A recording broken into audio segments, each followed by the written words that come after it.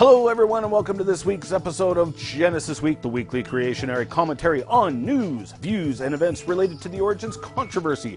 The first ever episode exclusive to YouTube. I'm your host Ian Juby. Remember, if you get lost in cyberspace, just hit up Wazooloo.com, that's WAZOOLOO.com, or go to GenesisWeek.com.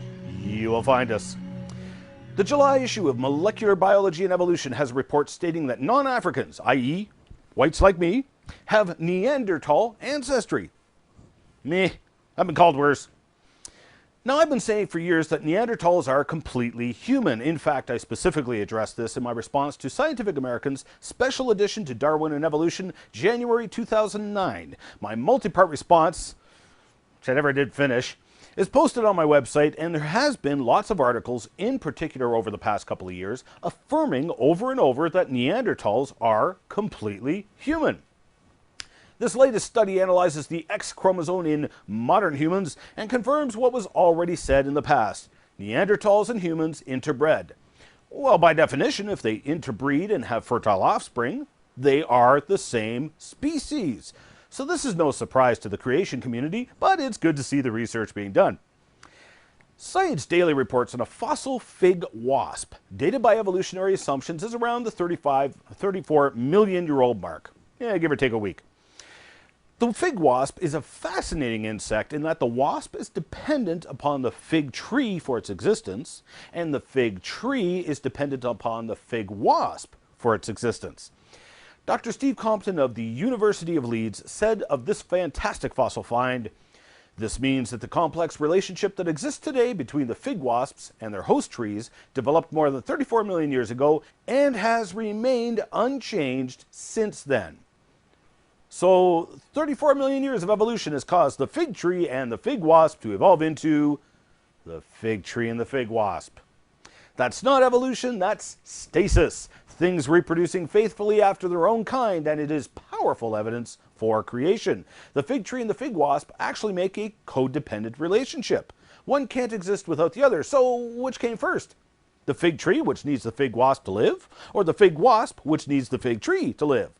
Or were they both designed and created together at the same time? This is powerful evidence of design, a designer, and creation.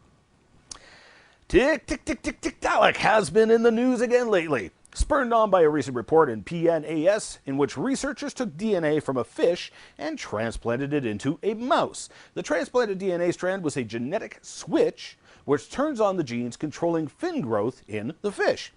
When transplanted into the mouse, the same genetic switch turned on the growth of the digits on the mouse embryo's limbs.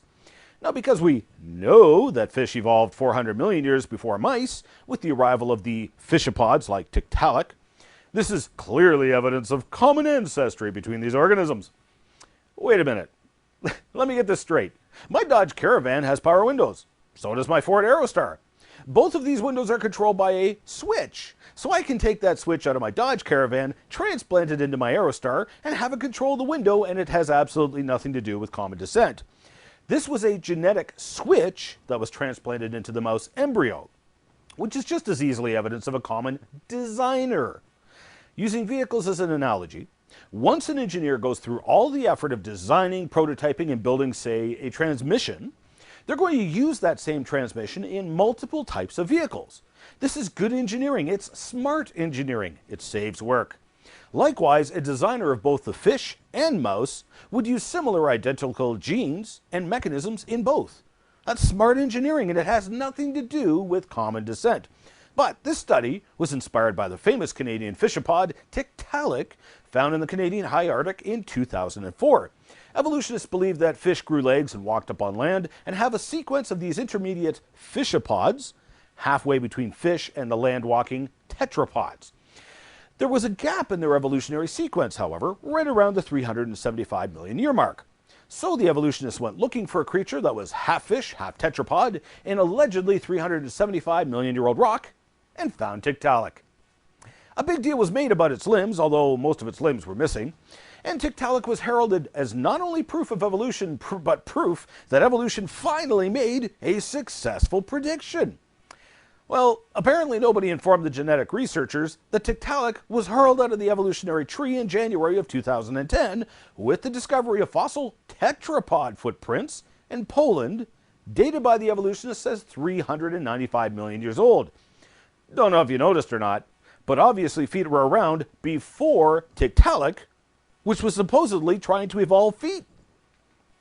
In fact, the Polish footprints blew the entire fishapod sequence out of the water. Dawkins' book, The Greatest Shoe on Earth, had just come out, touting Tiktaalik as the ultimate in evidence for evolution. Oh well, so much for that chapter. But that's okay. The Royal Tyrrell Museum in Drumheller, Alberta had a unique solution to the problem. In spite of everybody else dating Tiktaalik at 375 million years old, the Tyrrell dated it at 400 million years old. Problem solved. It's not like that age is scientific or anything anyway.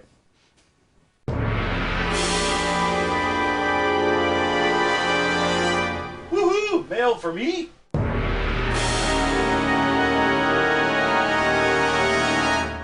This past week, I released 2 new rants on dating methods. To the rants and raves of critics who apparently didn't bother to watch the video nor read the references I so conveniently provided. In Karivo rant number 100, I discussed radio dating methods of the rocks, and one of the examples I provided was the potassium-argon dating of the Mount St. Helens lavas, which gave ages of millions of years to rocks that were only 10 years old. Apparently, many viewers missed the point. One viewer commented that we were using the wrong tool for the job. Wait a minute. The potassium-argon method was specifically designed to date lava rocks. What dating method did you expect us to use? His response, you used the wrong tool. You should have used a newspaper to date the rocks.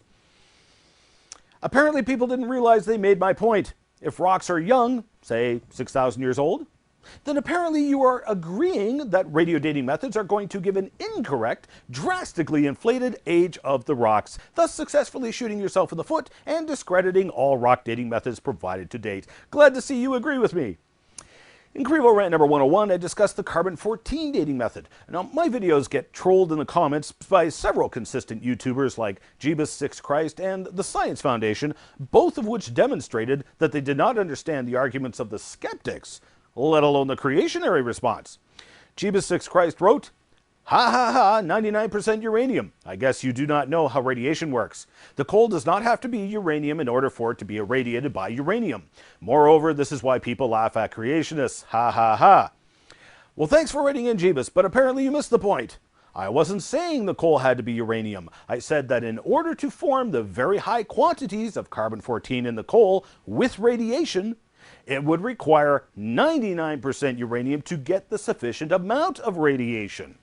He went on, erroneous dates such as the examples you were talking about do not become contaminated by the air. Only a creationist would make an argument that laughable. Oh, Jeebus, you have much to learn, my young Padawan. If you had actually paid attention in the video, you would have realized that it was not a creationist who made that argument. It was, in fact, an evolutionist who made that claim. I was merely responding to said laughable claim. Baumgartner responded to said laughable arguments back in 2007, and the detailed response is available on the Answers in Genesis website. He went on, the contamination comes from nitrogen-14 being trapped in the earth next to radioactive elements. Not sure if you were trying to lie to the public or if you were just ignorant of how this works. Wait a minute, am I really the one who is ignorant here? Evidently, Jeebus did not realize he said exactly what I said in Karivo rant number 101. He's claiming contamination by underground radioactive sources.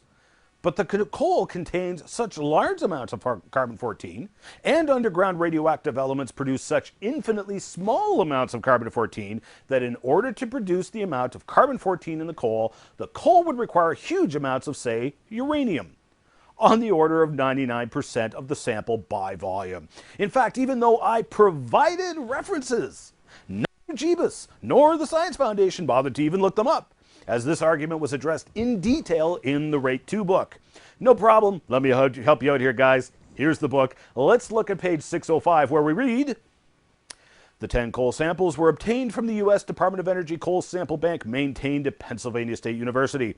We selected 10 of the 33 coals available with an effort to obtain good representation geographically as well as with respect to depth in the geologic record. Our 10 samples include 3 Eocene, 3 Cretaceous, and 4 Pennsylvanian coals. But according to Pseudoscience Foundation, no, C14 is not found in every coal deposit, only those adjacent to uranium pockets, and coal deposits adjacent to uranium deposits contain carbon-14, but it's not anomalous. Hogwash. You obviously did not read the references. You have no excuse for not knowing this. I provided the references right in the video. So why then are you promulgating these falsehoods? But even if the coal seams were adjacent to uranium pockets, Baumgartner went into tremendous detail on the math and physics on pages 614 through 616, discussing how carbon-14 is formed in the ground by radioisotopes and the quantities and rates of carbon-14 produced. Now, while he was specifically discussing the carbon-14 in diamonds, the numbers also apply to the excess carbon-14 in the coal. The conclusion was obvious and summed up on page 616. Which apparently neither Jeebus nor the Pseudoscience Foundation want to read, so no problem, I will read it for you. We therefore conclude that in situ production of C14 by thermal neutrons at presently observed levels is unable, by several orders of magnitude, to account for the carbon-14 levels we measure in our diamond samples. Now, I don't know who YouTuber GMH1206 is, but he certainly demonstrated that he not only understood the skeptical arguments, he understood the creationary response and the science behind the arguments, unlike the Pseudoscience Foundation and Jeebus. GMH1206 wrote in response to a comment by the Science Foundation, radiation, uranium-238 to lead-6 via 8 alpha and 6 beta decays over 4.46 billion years. If a single uranium atom converted 14 surrounding C12 atoms to radioactive carbon-14, each of these products would only last 5,730 years. This was explained in the video. To account for the anomalous carbon-14 in the coal, 99% of the original sample must be uranium, totally implausible. All coal deposits contain anomalous carbon-14. Did you even watch the video at the 8-minute mark?